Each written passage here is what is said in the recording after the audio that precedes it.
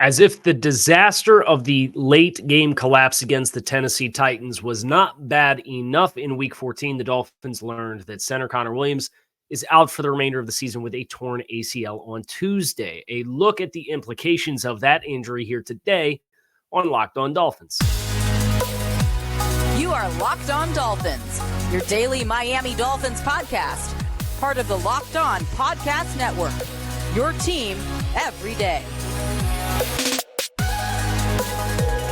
All right, Miami, welcome to another episode of Locked On Dolphins. It's your team every day here on the Locked On Network. I'm your host, Kyle Krabs, a lifelong Miami Dolphins fan, host of Locked On Dolphins, co-host of Locked On NFL Scouting. You can find our shows on YouTube or wherever you listen to your favorite podcast. Tip of the cap to our everydayers, because it is your team every day here on the Locked On Network. Today's episode of Locked On Dolphins is brought to you by FanDuel. Make every moment more. Right now, new customers get $150 in bonus bets by winning any $5 money line bet. That is $150 if your team wins.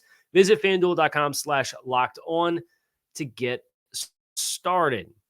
The Dolphins entering Week 15 of the 2023 season, 9-4, very ugly final 5 minutes of a 28-27 loss at the hands of the Tennessee Titans, where just about every component of the football team, from coaching to personnel to player management to execution to offense to defense, was all culpable in some way, shape, or form. Total team meltdown.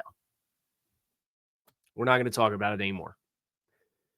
But as if that wasn't bad enough, as if falling to 9-4 and missing an opportunity to hit double-digit wins and keep the pressure on the team from Western New York as the Dolphins try to close out this lead that they have in the AFC East, never mind the playoff implications for this football team from a big picture perspective, as if missing that opportunity with a 2-touchdown lead wasn't bad enough. Connor Williams is out for the year with a torn ACL. That was confirmed on Tuesday. And the Dolphins are a team who have had a slew of injuries all season long to their offensive line. And some of the injuries, like the ones to Teron Armstead and Isaiah Wynn, a lot of people saw coming, because Isaiah Wynn has dealt with injury issues since he first got drafted as a first-round pick by the New England Patriots in 2018. Teron Armstead left the New Orleans Saints because the availability consistency was something that he really struggled with down the stretch. And that's how a player of Teron Armstead's caliber, when healthy, is available on the free agent market, because teams don't let good offensive linemen walk. We did that research in the summer. But now the Dolphins have a really interesting issue on their hands, both long-term and short-term, for the remainder of this season. What are you doing with Connor Williams? He's an expiring contract at the end of the season. This conversation has to start with what this offensive line is going to look like moving forward for the remainder of this season, and what the ceiling is that is capped offensively. Now, if you're looking for silver linings, and there's no silver linings when a player of Connor Williams' caliber has his season ended with a ligament issue that potentially puts the start of next year in jeopardy for him as well. It sucks. This point-blank period. For Connor Williams, it sucks.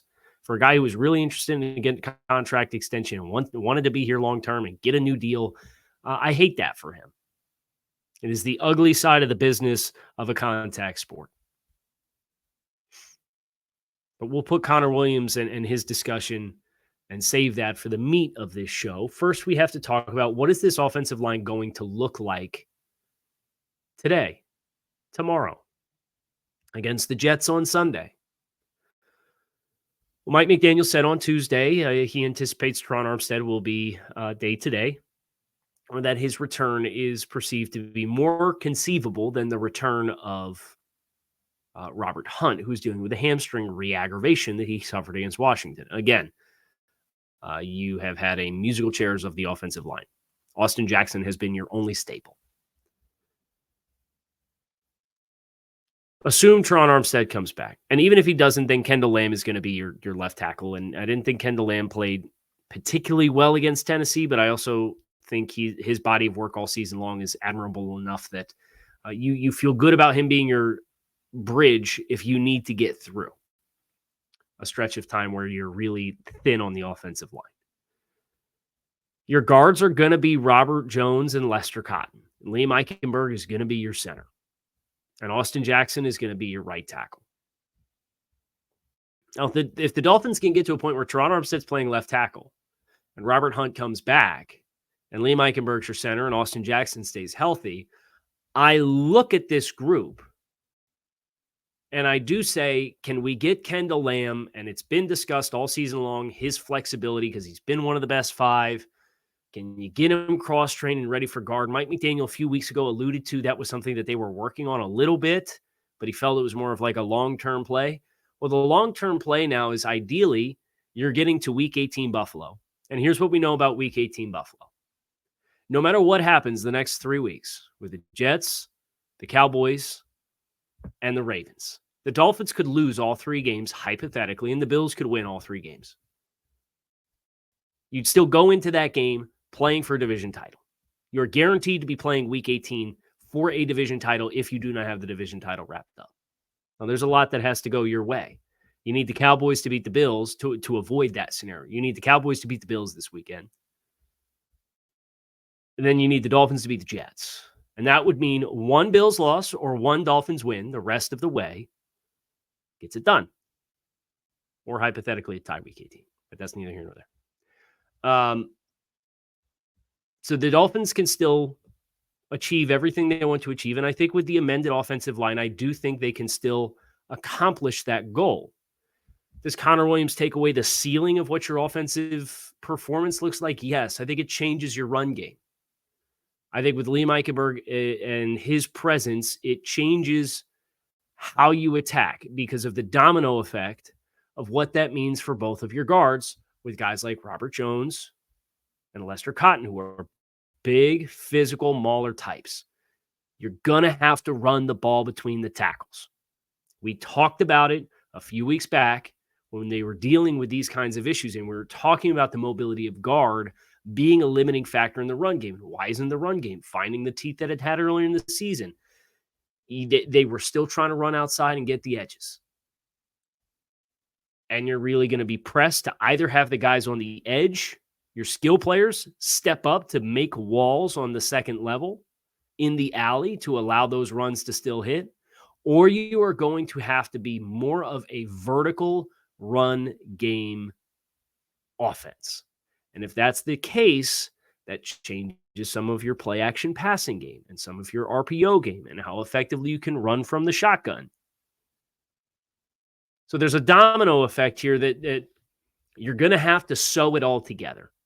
And your ability to do so is going to determine whether or not this is an offensive team that puts up 375 yards, but maybe doesn't score a lot of points unless the defense helps them out and gets some short fields and everybody feels really bad about it. Or if they're able to physically dictate terms up front, which I think they're capable of doing, even with this group. It's just in a different way. It has to be.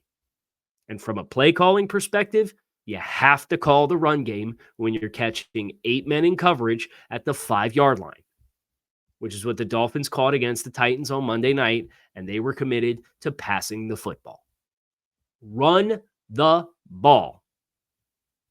You have the capability of doing it. Raheem Mostert has showcased the ability to do it. Jeff Wilson has showcased a very viable option to run between the tackles. Devon Achane can be your change of pace type player.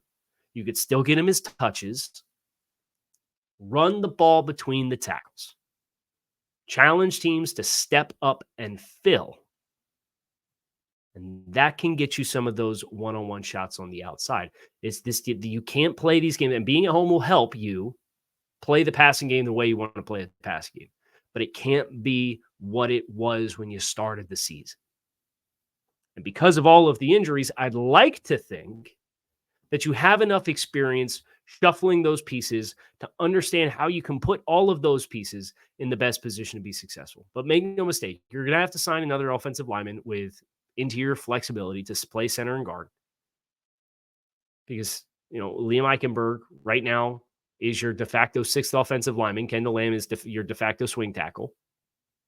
Liam cannot play all 3 spots. That suddenly is a very valuable player for you, even if the ceiling is nowhere near as high as Connor Williams. We'll talk more about Connor Williams specifically next year on this episode of Locked On Dolphins, so stick with us. As the weather cools down, the NFL deals stay hot over at FanDuel. Right now, new customers can get $150 in bonus bets with any winning $5 moneyline bet. It's $150 if your team wins. If you've been thinking about joining FanDuel, there's no better time to get in on the action than right now. The app is super easy to use. Right now, new customers get $150 in bonus bets with that winning $5 moneyline bet. So pick any moneyline bet, regardless of the odds. And if it hits, you get $150 if it's your first bet. With FanDuel, there's a wide range of betting options that include the spread, player props, over-unders, and the money line. So visit FanDuel.com/lockedon and kick off the NFL season with FanDuel, official partner of the NFL. Connor Williams specifically, going into this free agent class, if the Dolphins are going to elect to move on from Connor Williams, and I think this is where they do have to be careful from a team composition perspective. There's an opportunity, perhaps, for this team to find a more readily available for the start of the season talent in Connor Williams. And if that's what they want to prioritize, it may mean Connor Williams will be playing elsewhere starting in 2024. But you have Jalen Phillips now, who's coming off an Achilles. You have potentially Connor Williams returning, coming off of an ACL. These are areas that will need to be addressed regardless of whether or not you bring Connor Williams back, because you have to be ready to play until he is back. Does that mean Liam Eichenberg in the last year of his rookie contract is your guard that becomes your center until Connor comes back? And if that's the case, then you're going to have to address guard. I think you're going to have to address left guard anyway. They have to make a decision with Robert Hunt. So there's a lot in flux. And for those Dolphins fans who are fed up and tired of the injuries along the offensive line, here's some good news for you. They can reset effectively the entire unit. They've made the commitment to Austin Jackson. Teron Armstead will probably be here one more year. I would bring back Kendall Lamb, and I would call offensive tackle, for the most part, pretty good shape. Let's see what you hold on to Ryan Hayes in the offseason, see if he can develop into somebody you feel is a viable fourth tackle. And then the entire interior, you can attack in whatever way you want, whether you want to be economically friendly with it, whether you want to retain the talent because you think the identity of those players and you don't think the Connor Williams injury, which was an issue where he got rolled up on from behind, so very unfortunate injury, and the soft tissue issues that Robert Hunt is dealing with right now, if you feel like those are not likely to be repeatable, and you want to retain that group because you think it's part of the identity of who you are as a football team, you can do that too. You'll still need to address one spot no matter what. And if Connor Williams is back and you run back the unit, you're probably going to have to address two spots, because Eichenberg, I would guess, would be penciled in at left guard if Connor's ready to go. But if he's not, he's going to have to be your center. So from Connor Williams' perspective, I worry about lost value, whether he's negotiating with Miami or otherwise. Whether that's years and guaranteed money, or whether that is actual raw value when he hits free agency, if he's put in a position to hit free agency. He's 26 years old. He'll be 27 at the start of the season next year. That's a full contract in the NFL where you would expect like high caliber play. And you never know. Some of these guys, specifically athletic centers, can age pretty gracefully. Just look over at Jason Kelce with the Eagles. He's 36 years old, playing out of his mind. Been a very good player for Philadelphia. So Connor Williams, unfortunately, is now in a position where he's going to have to see where the Dolphins' frame of mind falls. He's totally at the mercy of, from a business perspective, it may not be very friendly to Connor Williams. But the $7 million per season average that he was playing with last year was already a top 4, 6, 8, top 10 contract at the center position. And this is not a position that has a lot of players that are compensated at a particularly high level. Kelsey leads the way at $14.2 million per season on a 1-year deal. Frank Ragnow signed a 4-year extension worth $54. That's $13.5. That's the number 2 center contract in the league. Ryan Jensen, $13. Corey Linsley, $12.5. Ryan Kelly, $12.5. Eric McCoy, $12. Cesar Ruiz, $11. Mitch Morse with the Bills, $9.75. And then it's Connor Williams at $7. And he signed as a guard and then made the transition to play center. No other center across the league is earning more than $6. And there's a bunch of that with Brian Allen with the Rams, Ted Karras with the Bengals, Bradley Bozeman with the Panthers, Ethan Posich with the Cleveland Browns. So if the injury for Connor and the uncertainty around his return, his availability to return, bleeds into February and March, which you would expect that it would, because by the time he has procedure, I mean, you're talking 2.5, 3 months. He may end up either waiting to sign or he may opt for a shorter deal. And that wouldn't help the Dolphins either, because their whole backlog starts right now, 2024. They're going to have to restructure some contracts. They're going to have to move on from some talent. You already got the feeling in the sense they weren't going to be able to run everybody back from this year's group. And a center who, based off his play, is worth $12-13 million per season, probably. He belongs in that conversation with Corey Linsley and Ryan Kelly at 12.5. Maybe checking in right below Frank Ragnow at 13.5. Like that's the stratosphere play you're talking about here. And if he's coming off of an injury, are you motivated to move away? And does that then in turn have a domino effect for a player elsewhere who may be returning or not returning? Say your team leader in sacks over on the defensive side of the ball, Christian Wilkins, because you're talking probably 60% of what it's going to cost to retain Christian Wilkins is the money that would otherwise be going to Connor Williams. A lot of hypotheticals, a lot of moving parts. It's ugly. And you wish everyone were healthy so that they could just make the decisions based off paying the players what they've earned on the field and letting the players then in turn make the decision that they feel is best for them as well. Because that's the one thing that Connor Williams will not have the ability to do now, which sucks. It's super unfortunate. We'll talk a little bit more about this Dolphins offensive line here as we bring this episode of Locked On Dolphins to a close. So stick with us. Football's fun, but football's even more fun when you have a little skin in the game yourself. And that's why you got to check out PrizePicks, the largest daily fantasy sports platform in North America. It's the easiest, most exciting way to play daily fantasy sports because it is you against the numbers instead of you battling against thousands of other players. You pick more or less on 2 to 6 player stat projections, and you can watch your winnings rolling in.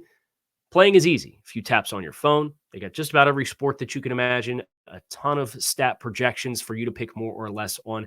If you hit up to 6, you can win up to 25 times your money with PrizePicks. So go to prizepicks.com/LockedOnNFL and use code LockedOnNFL for first deposit match of up to $100. That is prizepicks.com/LockedOnNFL and use code LockedOnNFL for first deposit match of up to $100.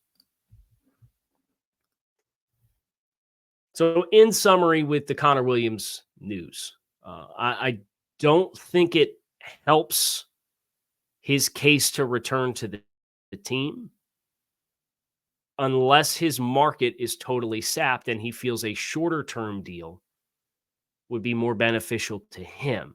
And if the Dolphins were to facilitate a more short-term deal, I would expect the team to implement some void years on that contract to soften the 2024 salary cap hit, because when the contract is shorter, you have less distribution to spread the money out across.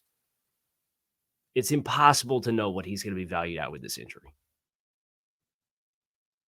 The easy dots to connect are if you have players that are not injured that are worth comparable or even more money that are significant impact players, you can defer those funds in that direction instead and simply transition to a different player.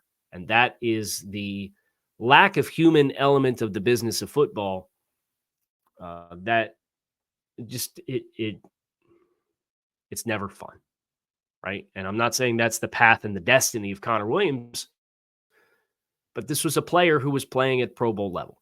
This was a Pro Bowl player. Everybody will point to the snap against Kansas City at the end of the game that was a little off kilter, and I get it, right? It was not an ideal rep in a high-pressure situation. But Miami has had to make do without Connor for an extended portion of this season, and you see tangibly the difference in his athleticism and the value that it presents to this offense versus when it is not there. And that is the part for me that I have a hard time shaking when I'm thinking about moving on from Connor Williams. Because every move has to have a corresponding move. You have to have a starting center. Is that Liam Eichenberg? If it is, then I would expect your run game to evolve long term. If it's another athletic player, you have to find an athletic player. You have to pay or draft an athletic player. These are all off-season conversations to have and hypotheticals to explore, and you could go 10 degrees deep on any single one of them. Well, the interwovenness of any player personnel decision has more degrees of separation than Kevin Bacon. And somebody's going to get a laugh out of that because I see plenty of comments on the YouTube channel that think I look like Kevin Bacon. So if you don't watch on YouTube, here's your Easter egg for the day if you made it to segment 3. But in the here and now, this Dolphins offense can continue to be a balanced and successful unit if you evolve how you attack in the run game. Because with the interior trio being what it is, and Teron Armstead not at 100%, so much of the athleticism that made the horizontal run game so unique early in the year, I think you now have to call these runs with the anticipation that they're going to hit between the tackles or they're going to bend back if guys are not going to consistently win up onto the second level and secure an adjacent gap in the horizontal run game, which would be my expectation if we're just being honest about the talent that's available on the field. And that's okay, but you're going to call it that way. We'll see what the Dolphins do. That's going to do it for us here on this episode of Locked On Dolphins. I appreciate you guys for checking out the show. Keep it locked in right here on Locked On Dolphins because it is your team every day. You can find us on YouTube or wherever you listen to your favorite podcast. Fins up. I'm Kyle Krabs. I'm out of here. Peace.